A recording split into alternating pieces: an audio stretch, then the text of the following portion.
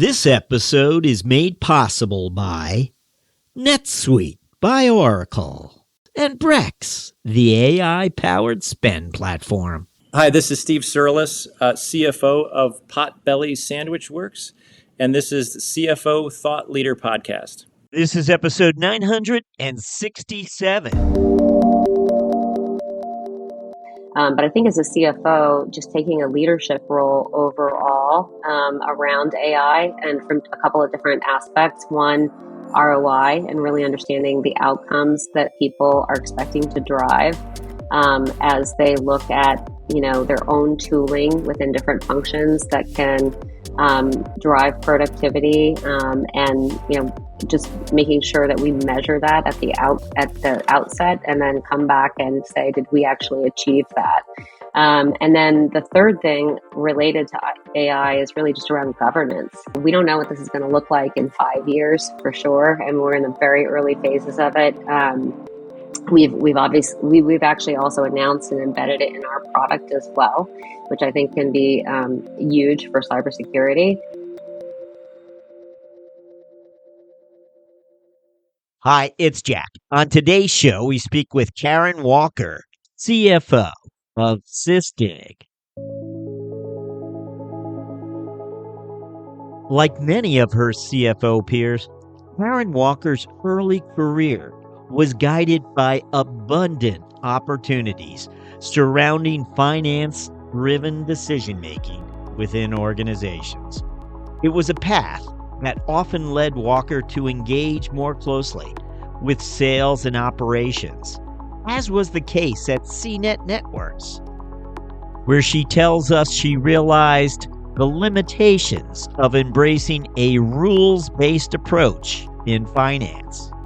It was at CNET that she would embrace a more transformative perspective, prioritizing the customer's objectives and challenges.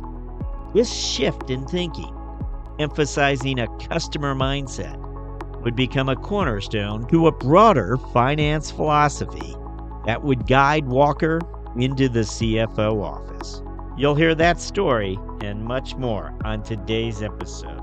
We'll begin after this.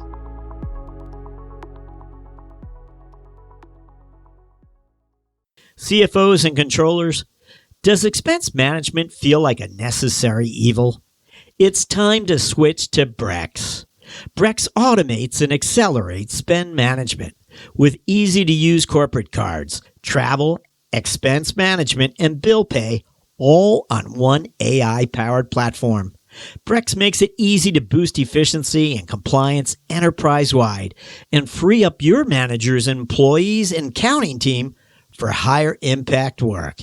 Top companies from startups to enterprises are using Brex to automate manual work and transform their finance operations. We're talking DoorDash, Robinhood, Airtable, and countless other industry leaders. Ready to join them? Switch to AI-powered spend management at Brex.com.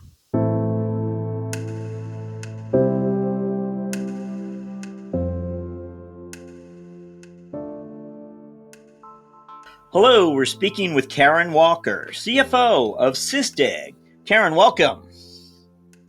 Thank you. Thanks for having me, Jack. Appreciate it. So, Karen, as we always do, we begin by asking the guest to look back for us. And we're hoping you'll identify for us some of the experiences that you feel really prepared you to become a finance leader.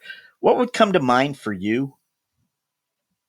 Sure. I can think of three inflection points in my career that I would probably highlight that were very important, critical aspects of becoming a finance leader. Before I jump into those, I'd maybe just step back a little bit just to give a brief overview of my career. So I moved to the Bay Area in my 20s. I basically started out in public accounting. So really first job here in the Bay Area. And I think that move actually was something that was very foundational in the career that career that I've had over the last couple of decades.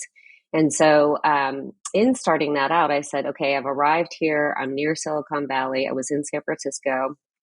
I was serving clients in audit. and started off in with a focus on real estate practice. And I said I wanted to specialize in a second industry, and I said, why not technology? Because here I am, and I'm like at the heart of it. Back at that time, I would say San Francisco was still sort of lagging in technology companies. Most things were on the peninsula. But I did get the opportunity to work for a few different clients. And I think what I saw when I peered in, I basically made that transition from public accounting into the industry world. And I think that what was exciting to me was just the innovation and also just a little bit more meritocracy, just the idea that everybody could have ownership, everyone was a shareholder. And it just was really breaking ground from traditional industries in terms of the model and just the opportunity to really feel like you could be part of something bigger. Hey, Karen, I hope you don't mind us asking, but what was the firm that the accounting house you were with, and where were you exactly? Yeah, no, not at all. So, yeah, I was at PricewaterhouseCoopers, and I was in the San Francisco office. So, at the very start, I think that at the time that I was working in the San Francisco office, I think most of the technology opportunities were in San Jose, but I definitely got some smaller clients and got, a real taste of like the technology industry. And basically, I don't think I was ever on a path to be a career, public accounting person and get to the partner role. I was really using it almost as like an advanced degree and a jumping off point for my finance career. And so, and it was a great one. And so basically I jumped into a startup mode. I worked at a small software company. And I transitioned actually from accounting into the FP&A function, which is great. A lot of forecasting and working a little bit more closely with the business. What's interesting for me is that, and I've stayed in technology, and if I look at my entire background, it's been a good mix of B2C and B2B businesses. Most notably, I was at Uber Technologies during a super hyper growth period. I was at Pandora Media. I worked in 8 years total between CNET Networks and Pandora in the new media space.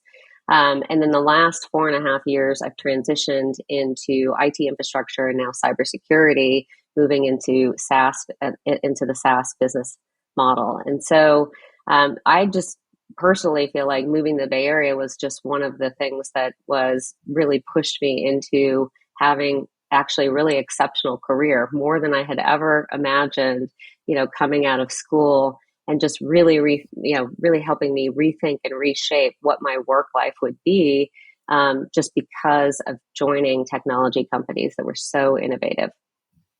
CBS Interactive is also one of the companies you worked for a number of years with, over 5 years. Was that like a satellite of CBS Broadcasting, or how?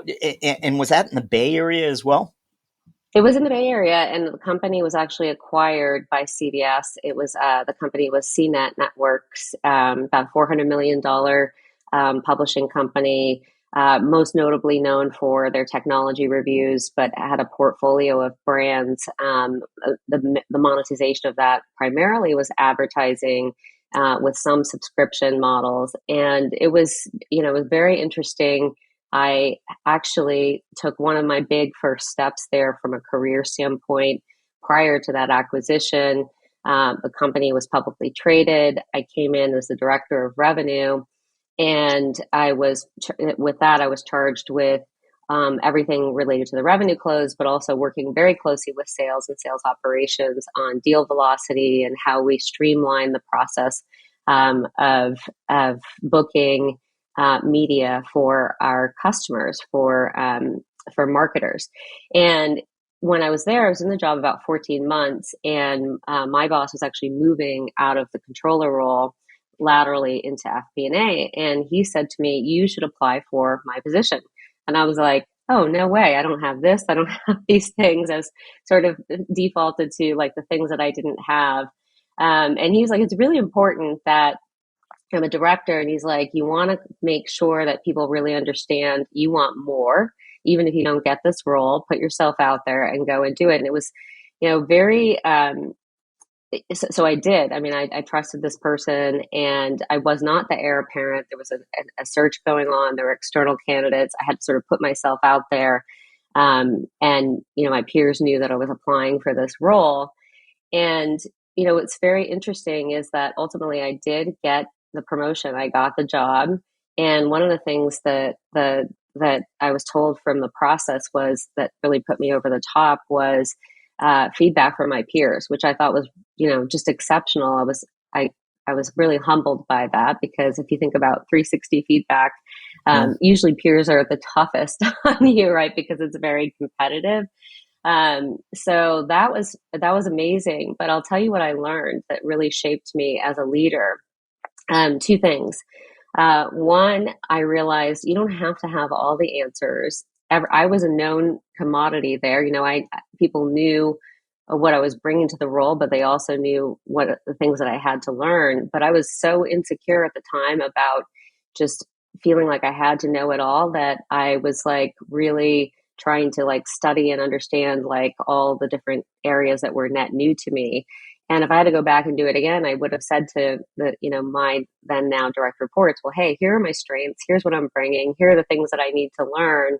And I think it would have been okay for me to learn from them. I mean, they were actually part of the reason why I got the role, but I think I was so afraid of not doing well or failing that I was a little bit insecure about that. And I think the way that it shaped my leadership philosophy going forward is that I bring a lot of great collective experience along the way, scaling companies, being at so many different like industry disruptors.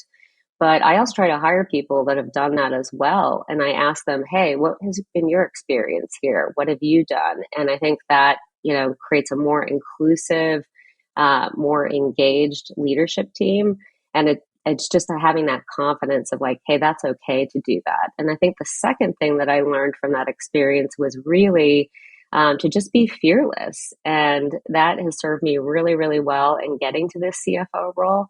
And just sort of saying, I'm going to take this on, I'm going to learn, and I'm not going to worry about the things that, are not second nature to me. And I'll give the next example on that. When I shifted into this role, became the controller. We went through a major acquisition. There was a lot of learning there.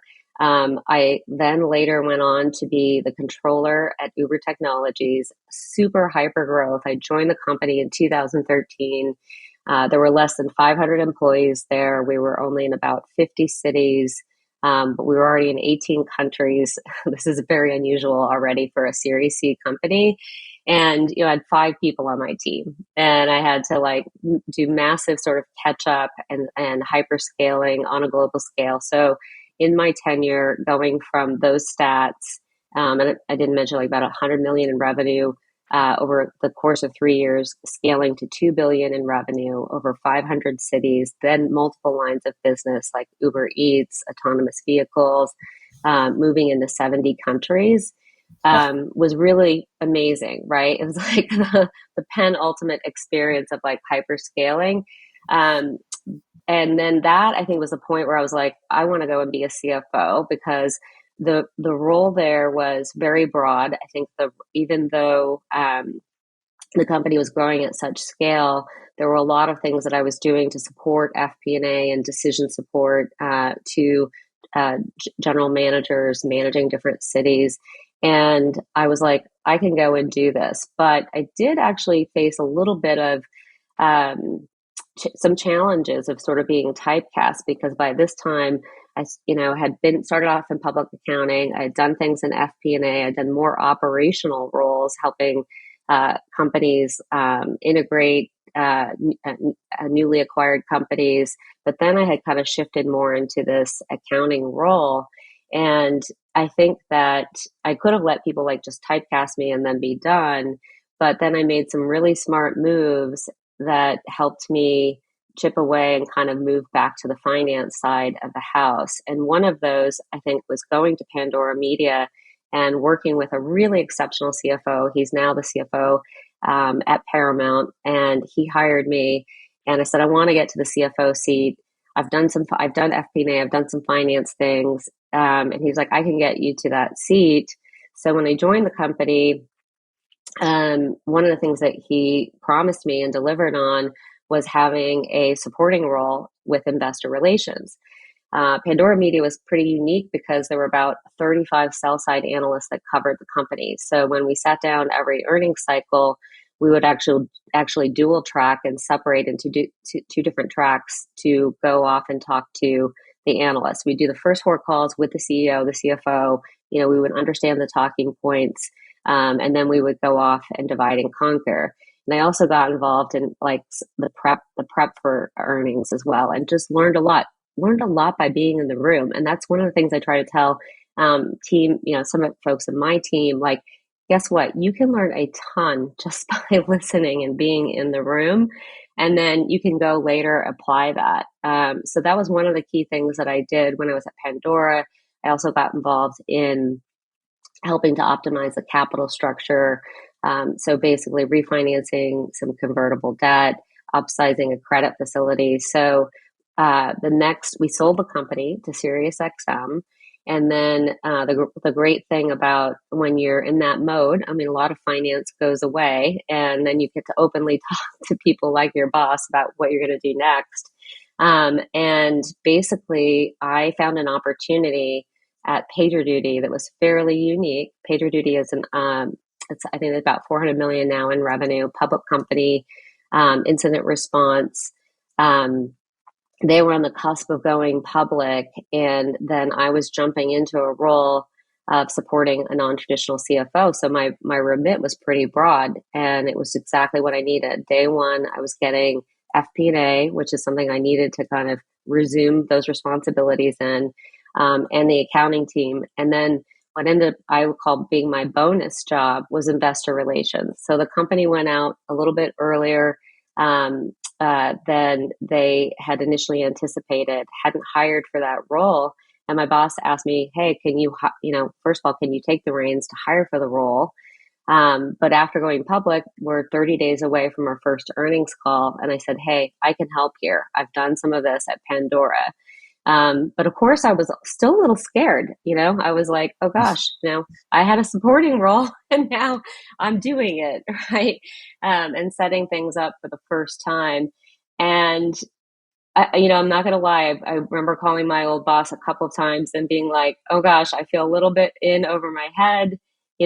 This went well, but this didn't go well. I'm getting some feedback about this. This could be a little bit crisper. And I'm just learning the business. And also this is my first SaaS, company as well. And I just remember kind of being all worked up in this phone call thinking, oh my gosh, I'm still here afraid of failing. And I feel a little bit on the edge. Can I do all of this? And I just remember that, my former boss told me, Karen, it sounds like you're getting great experience. And that's all I needed to hear. And I was like, you're right. I'm getting great experience. I can do this. And I did. And I think it was just another proof point for me of really just taking something on and just being a little bit uncomfortable with I would say comfortable with being uncomfortable. A nice overview for us, Karen. Thank you. I wanted to ask you, and having been in so many disruptive firms and startup firms, and of course, the Uber chapter is fascinating. Just the growth that was experienced while you were there as a controller and as a woman leader in that company. I feel I have to ask you, as I think many people might wonder, was it apparent to you that the culture was questionable in certain respects? And in fact, today, many view Uber as having been sort of a cautionary tale in this respect. There's little question Uber provided you with opportunities, but at the same time, when you exit the company, did your time there influence how you think about corporate culture and where you'd like to maybe go next and build your career? That's a great question, Jack. I think you're absolutely right. Like the opportunity was really incredible. In the space of 3 years, I really got like 10 years of experience when you think about just starting from a Series C company, just 100 million in revenue to going to 2 billion, and the global scale as well as like the hyper growth. So and a unique experience too, to like build it from scratch into something that, you know, is complex as a Fortune 100 company. So there's no question that it really gave me a lot of opportunities. I'd say first and foremost to just, you know, branch out of the core accounting side of things and really just get to the CFO chair. So I think that, you know, after exiting there, I had a lot of different opportunities. Like, it opened up a lot of doors, and I leveraged that to really basically start to attack some new areas like investor relations, lean back into FP&A, doing some treasury and things like that. So at some really great companies as well, you know, Pandora, PagerDuty. But absolutely, I think that, you know, for me, culture is it's paramount to anything. And I think that once you're able to build a great brand, I think in particular, you do have a lot of choices. And, you know, that's something that hits the top of the list of just saying, okay, I don't need to, you know, be, you know, fit a round peg into a square hole. Like, if this doesn't feel right, if I'm not gelling with the executive team, with all of the other folks, or if there are, you know, things that are concerning, then, you know, I have the opportunity to say, okay, I'm gonna move to the next thing. Experience is a great teacher, so thank you for that. Why don't we ask you about Sysdig now? And you explained you had a rather senior role. You're right at the doorstep of becoming a CFO at PagerDuty, really. Can we jump to Sysdig? Would that be? Absolutely. That'd be great. Let's find out about Sysdig. What does this company do, and what are its offerings today? Yes. Okay, great. Sysdig is a cloud security company. We effectively secure cloud native applications for companies, and we help stop cloud attacks. And before I jump into some of the details and how we are highly differentiated, I would say that when you think about on-premise technology, the dwell time for an attacker can be multiple days or even multiple weeks. In the cloud, you have 10 minutes or less to actually respond to an attack. So the reasons why companies adopt the cloud, right? It's all about time to market, it's speed of innovation, it's this agile development cycle. These are all the things that are advantages for companies, but those same advantages are the advantages that attackers have as well. So they can move fast. The nature of cloud is very open.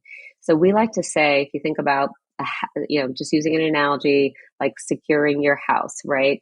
When you're on-prem, it's pretty easy. I wouldn't say easy, but you basically think about like, who's coming through the front door and how do I secure that? Right. But in the cloud, the reality of it is that, the largest insertion or most common insertion point for a cloud attack is through credentials. Right. And so, but 90% of access that is granted in the cloud is not actually used, which is pretty interesting. So there's already an open opportunity there. And then the reality is you can do all of the hardening in the cloud of just like who has access, what are the configurations. That's just the starting point for prevention.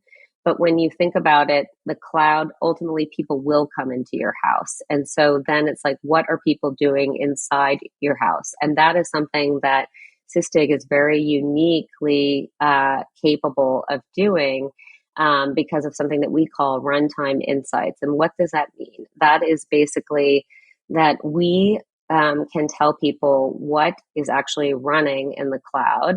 And when you think about some of the challenges that our customers have, security teams may be inundated with understanding like a long list of vulnerabilities and how do they address them. We can reduce some of those by 85, those lists 85 to 90%, because we say these are the things that are actually in use. These are the things that matter and what you should be focused on. We can also take that a step further and actually correlate risk by looking at activity and user behavior. So, and we do this in a dynamic way. It's not static. So while other platforms may have you scanning every 6 hours to understand what are Jack's permissions, what are Karen's permissions in the cloud, and oh, they look okay right now as a snapshot in time. Very often that snapshotting may only happen every 6 hours, whatever policy that you decide on. I just told you that attacks can happen in 10 minutes or less. So if in between that time we find out that Jack's permissions have been escalated and now he is a super admin, and now you've actually, you're in the house, you've gone into this room, you've never been into this room before, there's something dangerous in that room. We can basically see that in real time and basically help teams get to the most important things, identify them quickly, understand all of the related risks, and resolve those. A nice overview for us. Thank you for that. We would like to now ask for an abbreviated history of the company's capital structure. What would you share with us?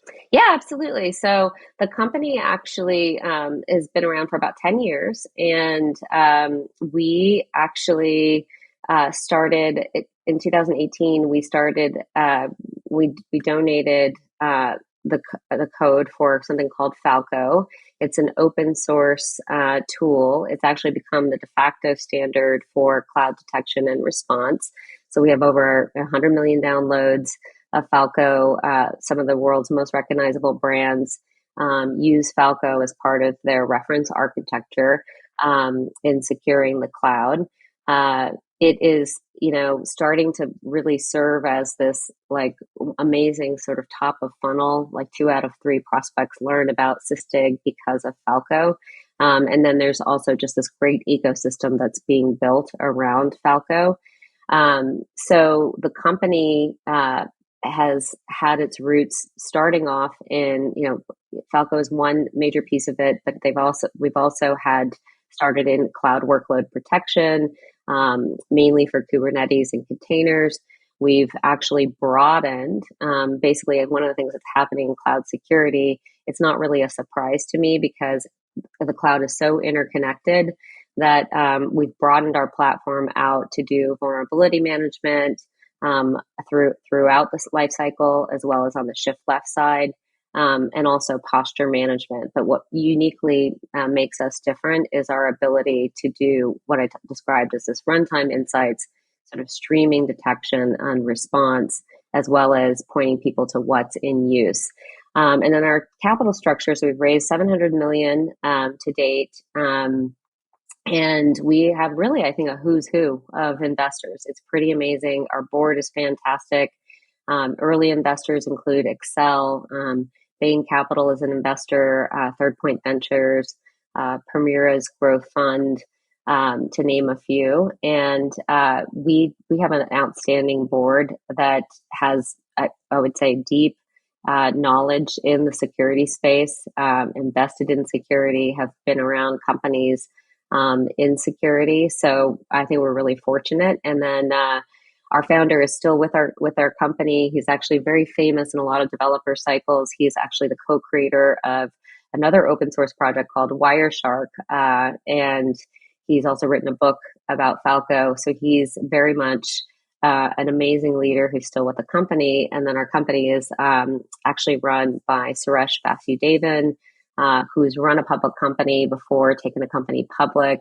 I have a great fortune of working with him. He is an incredible mentor, incredibly smart, and one of the reasons why I joined Sysdig. You've been in the office 2 years now, roughly, and curious as to whether you've reorganized something or added certain skill sets. It was more of a build, versus a reorganize. There were just a handful of people here when I joined the company, and we've really augmented with a little bit more senior leader on the accounting side. So I have a chief accounting officer who has been at a public company before, been in SaaS. He's really amazing. We have an FP&A leader that joined the company as well, right around the time that I joined. And so they're fantastic. And then both of those individuals, we've built out teams around them. One of the things that's really interesting and unique about Sysdig is that we're highly distributed, but not just across the U.S., not as a pandemic sort of thing, but really having R&D centers in countries outside of the U.S. I think it creates a great pool of talent and access to talent, as well as helps us balance cost. So really kind of blends down our overall cost structure. So in fact, of the 750 employees we have, roughly only 300 of them are in the U.S. And so, but it also creates, I think, a really rich, like fun culture as well. Like we're really a global company. And I feel like our company actually represents well our customer base as we're serving customers in 40 different countries. We're actually in 25 countries ourselves. Is your accounting team in-house, or had that been outsourced in the past, or how did it work? No, we basically just had a very small team, so it was kind of more, just a couple of people, and so some of the things that we've gone from basically, I think, 3 people in accounting to 10, and that's helped us serve our employee base better. Given that we are global. We have a number of different payrolls. We also just really shifted, it was taking us about a year to get through an audit. And now, we're able to do that, in 3 or 4 months. So we used to maybe take like 30 days to close the books. And now the books are closed, in about 6 days. And then it's also helped the FP&A function too, because some of the complications, like any SaaS company, we've got 70% of our costs are people, and the vast majority of our expense line is people. We obviously have like hosting costs, and we have, software and a number of other things. But, the complexities, I think, of operating in different countries means that you're subject to different statutory rules, which I think that the accounting team, I think, uniquely can play a role in helping the FP&A team really understand what the underlying drivers are. So it helps increase the accuracy of forecasting. Well, some of your FP&A team members are down the hall in a conference room, and Karen swings open the door. What are they thinking Karen is going to ask them for? That's a really good question. Probably like, what's the update on the forecast, right?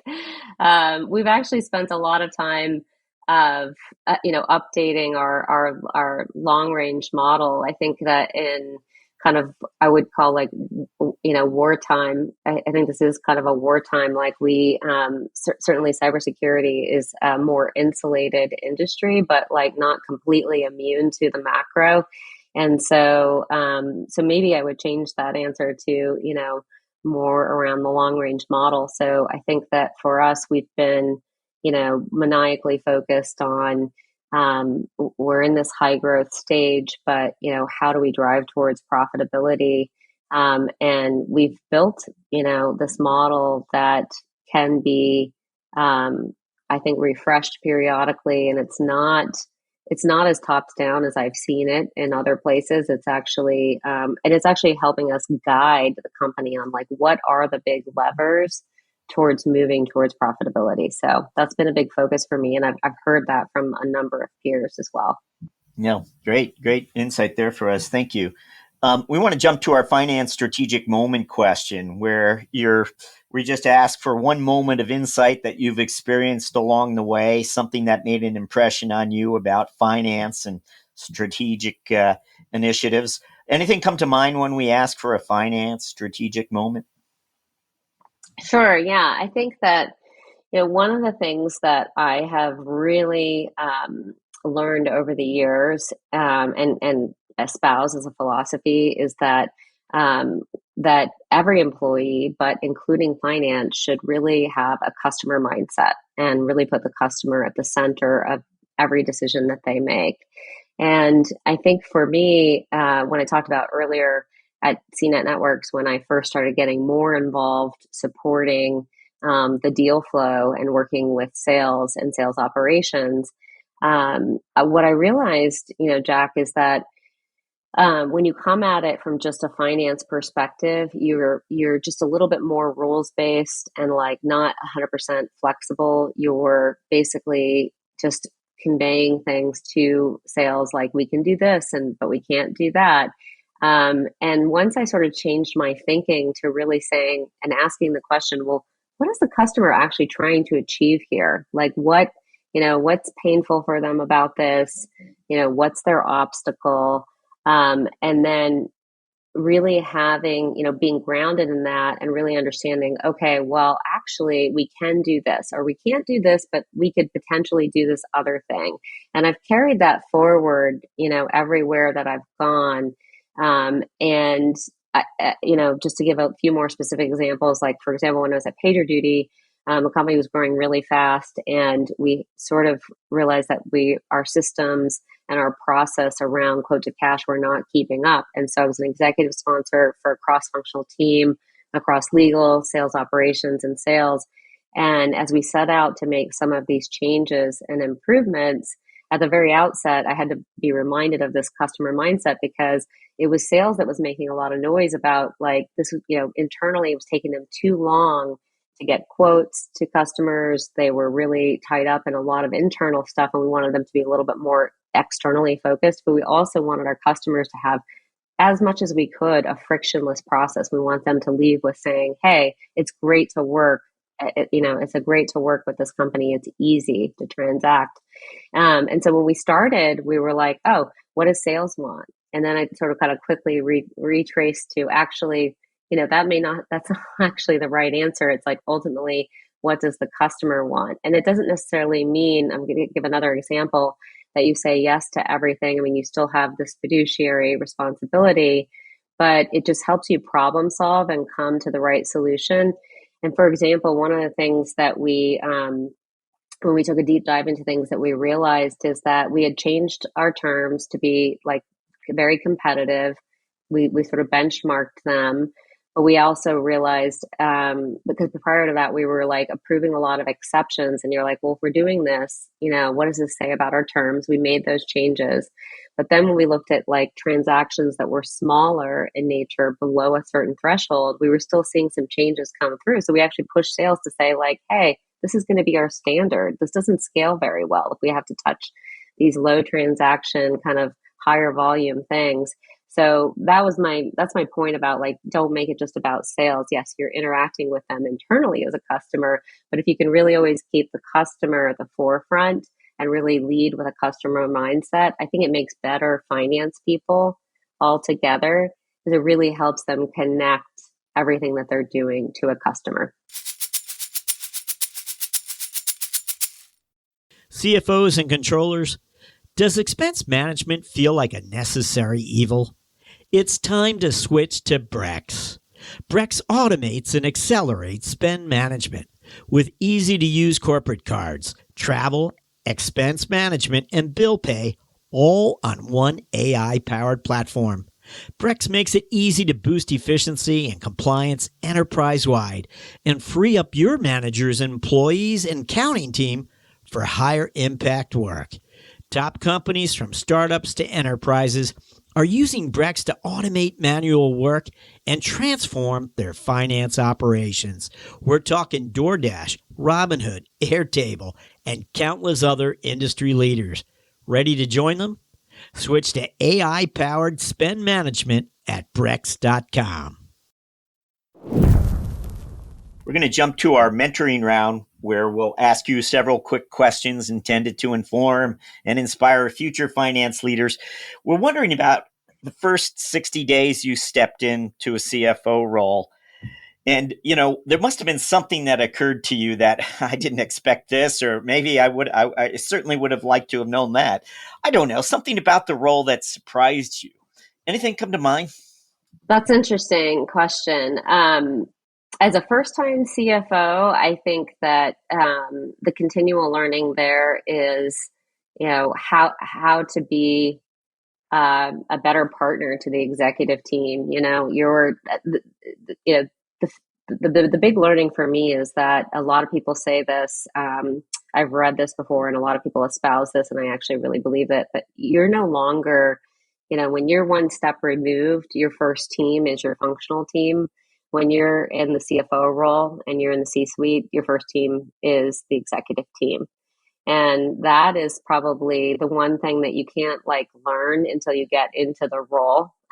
So I wasn't necessarily surprised by that because I've heard that, but then living that and what that means, right? And so I think that people are really looking, especially the CFO role has gotten broader and more strategic, in the last couple of decades. So it's more about how can you help your peers and how can you support them. And I think in order to do that, you need to deeply understand the product. You need to understand a sales cycle. You need to really kind of step out of that mode of, oh, here's a financial model, and really try to step into their world. Nice. Thank you for that. We always like to ask our guests to reflect a little on the personal side for us. We're wondering if there's something in general that people might not know about you, something most people might think, really? Anything come to mind? Interesting. It's interesting. I feel like I'm pretty. I feel like an open book, but at the same time, I would say, I'm actually really competitive. It's just something that I don't know. I get motivated by. Does that translate into all things? Are you competitive on the Monopoly board as well as? Yes, I would say that. So I think, two things. I'm now in my early 50s, but I am still doing CrossFit after 10 years, and I'm getting older and older, and the people seem to keep getting younger and younger. But I'm just always can I beat that person? Can I get ahead? And I've been a runner for so long, so any workout that involves running, I'm I've got that a little bit of that edge. Are they the same milestones that you pursue today? Are you creating new ones, or as you try to get your mindset on, what do you expect of yourself? Yeah. So are you asking, am I going easier on myself? Yeah. Depending upon how demanding the job might be, too. Right. Exactly. Yeah, I know. I still like to be oh, geez, can I be in the top, or can I finish faster? Or just, I like the idea of really pushing myself. I'm the same way, by the way, and my family does I didn't mention this at the beginning, but I grew up in many different places. My dad was in the military, but I primarily grew up in Texas, and football is king there, and went to college there. My brothers went to college there, and so we have this very fun family college pool that we do every year for college football, and you just bet against the line. There's 10 games, and it's if you think that team will win by at least that amount, then you pick that team. And I'm very competitive when it comes to that. And I actually won this year, and I was and I was in the lead, and I didn't want to lose that lead. So everyone kept saying, "This is so much fun. Let's go another week." And I'm no, we're done. We're done here. Well, thank you for that. And we're done here as well. We are up to our final question. So I'll just ask, looking forward the next 12 months, what are your CFO priorities? Yes. So priorities for the coming 12 months, just I would say scaling the company is a huge thing. So just, we're in this very exciting, dynamic space. We're high growth. But, as a CFO, just having that lens of balancing and making sure, we're still on target for reaching that long-term profitability, but that we're dynamic with the capital allocation as well. So we're right now in the middle of our planning for next year. But of course, I think, a 12-month plan is just kind of a container, if you will, and just being dynamic and really understanding, what the demand signals are, and making sure that we're good stewards of the capital. The second thing I would say is really around AI. So, my team is actually starting to in the early phases of really piloting a few things and learning about AI. But I think as a CFO, just taking a leadership role overall around AI and from a couple of different aspects. One, ROI and really understanding the outcomes that people are expecting to drive as they look at their own tooling within different functions that can drive productivity and just making sure that we measure that at the outset and then come back and say, did we actually achieve that? And then the third thing related to AI is really just around governance. We have a policy. I think that we don't know what this is going to look like in 5 years for sure, and we're in the very early phases of it. We've actually also announced and embedded it in our product as well, which I think can be huge for cybersecurity.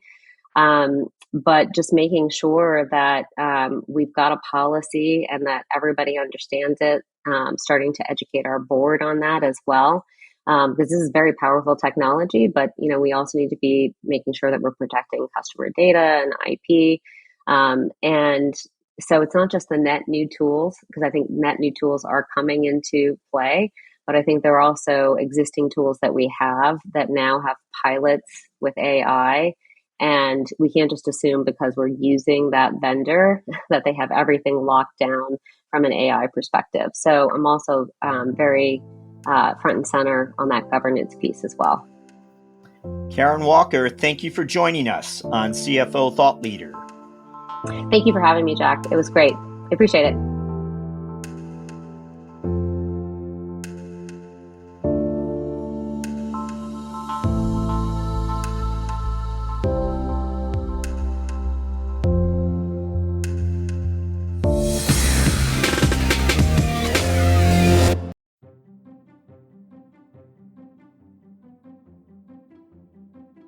Hello, Thought Leader listeners. We hope 2024 is treating you well. If you haven't already, we hope you'll pay a visit to CFOThoughtLeader.com and go ahead and subscribe to our Mentoring Round newsletter, where we highlight the career lessons and moments of strategic insight shared by our recent CFO guests. Also, LinkedIn users, please go ahead and follow our CFO Thought Leader company page, and you'll be certain not to miss a single Thought Leader video debut. CFO Thought Leader, the #1 thought leadership platform exclusively for and by CFOs. As always, thank you for listening.